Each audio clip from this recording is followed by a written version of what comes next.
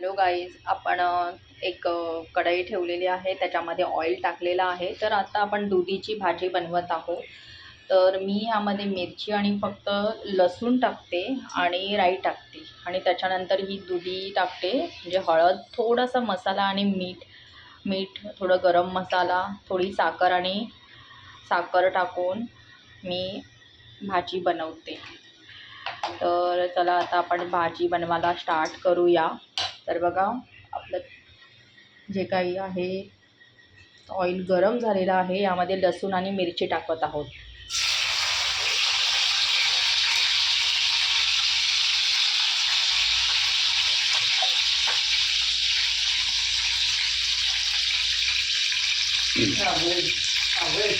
यामध्ये आता आपण थोडीशी राईसुद्धा टाकणार आहोत.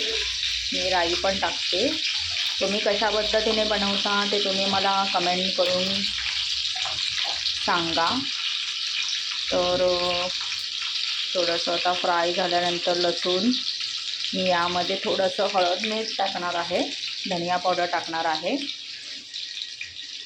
तर बघा, चला आता आपण थोडंसं मसाला टाकणार आहोत. थोडंसं टाकायचं, मिरची ऑलरेडी टाकलेली आहे. थोडंसं धनिया पावडर टाकणार आहोत आणि थोडंसं हळद टाकणार आहोत.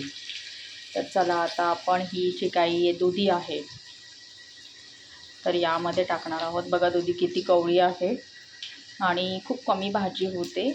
तर आता आपण चला यामध्ये टाकणार आहोत दुधी. थोडंसं लांबच घेते मोबाईल.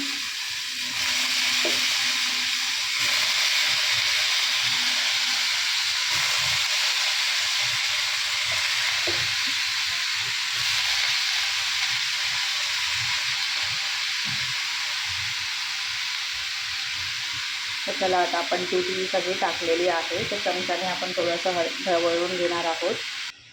यामध्ये थोडंसं आपण आहे ना किचन किंग मसाला टाकणार आहोत. थोडंसं टाकायचं, जास्त नाही, थोडंसं टाकलेलं आहे.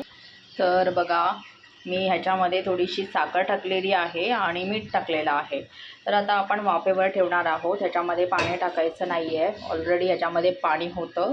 तर 10 मिनटामध्ये शिजून जाते. आणि मी ही वालाची डाळ बनवलेली आहे. तर बघा, तुम्ही पण वालाची डाळ बनवता की तुम्ही मला कमेंट करून सांगा. आणि आता आपण राईस बनवणार आहोत. बटाटा टाकून मी वालाची डाळ बनवलेली आहे. तर तुम्हाला ही दुधीची रेसिपी कशी वाटली तुम्ही कमेंट करून सांगा. नवीन असाल तर फॉलो करा, शेअर करा, सबस्क्राईब करा. Bye bye.